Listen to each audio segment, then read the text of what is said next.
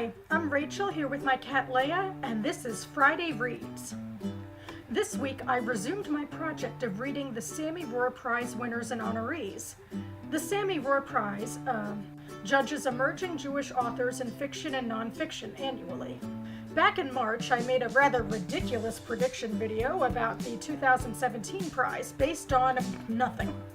Turns out that Ways to Disappear by Idra Novey won. It just keeps on getting Jewish accolades, and I'm so bemused by it. It actually sounds like a plot that would really appeal to me. A woman disappears into the Amazon, and the people in her life have different theories and plans of action about how to find her. Very character-driven, if not definitively about a Jewish theme, but who knows about specifics? I don't. I'm definitely looking forward to reading this. Then there's The Bed Moved by Rebecca Schiff, which are short stories about being a modern, young adult Jewish female today in America. The collection is very short, at under 150 pages, and I've seen some stories in here that are just about a page or two. That's not my usual style. This sort of flash fiction, I guess, but I'm intrigued. May is both Jewish American Heritage Month and National Short Stories Month, so it feels appropriate to read a collection like this. And finally, here's The Yid by Paul Goldberg. This is a revenge novel about a ragtag team of underdogs attempting to assassinate Stalin in 1953. It basically feels like the literary version of the Quentin Tarantino movie Inglourious Basterds. Or at least I assume so. I never did actually see that film. Revenge fantasies just aren't really my thing. I think that the saving grace in Goldberg's novel is that the writing is clever, but sometimes it's too clever.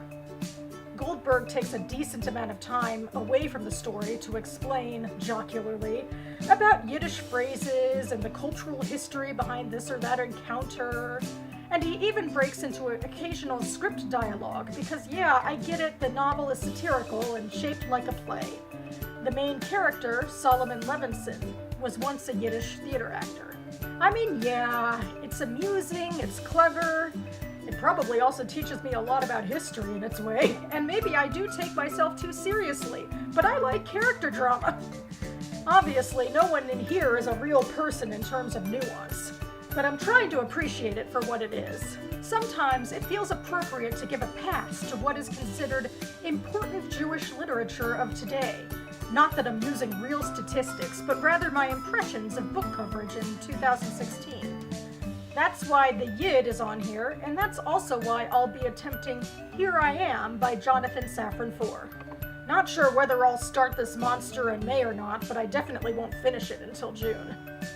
Here I Am, as far as I can tell from what I've heard, is about a whiny, self-absorbed Jewish American family who lives through the total destruction of Israel and is still whiny and self-absorbed, which strains any sort of credulity. I don't care how great of a writer Foer is. And also, again, this might have only been one person, and I forget even who, but I feel like I heard someone compare Foer in this book to Philip Roth, which, oh no, there is no bigger turnoff for me. So why will I be attempting to read this doorstop rather than getting to a number of smaller books that might be more up my alley? Well, I'm attempting to keep my pulse a little bit on popular Jewish literary authors. And maybe I should try to unload some of my baggage. I haven't read Foer since college, and so maybe he's not insufferable to me now. His book is named after what is probably my favorite word ever, Hineni, here I am. That's what Abraham says when God calls out to him to test him. And the copy cover for this book references that as well. I'm also acutely aware that I'm least interested in the two books that I've mentioned here, where the authors have local DC area connections. I mean, I just saw Paul Goldberg at a Russian documentary last week. He was talking with the filmmaker in a Q&A session afterwards. And, fun fact, Jonathan Safran Foer's mother was, until recently, the executive director of a very popular synagogue/cultural center in town. I attended a lot of programs there when I was in my 20s. So, you know, once I make this video public, I might be blacklisting my own name in the DC Jewish community. Maybe I should run away to the Amazon and let Idra Novey write about it. Actually, I have a friend in Rio, so Brazilian road trip definitely sounds like a good idea. Well, that's about it for me now before I completely derail this train. Check back at this channel soon for my reviews of these Sammy Rohr books and more content. Thanks so much for watching, and I'll see you next time.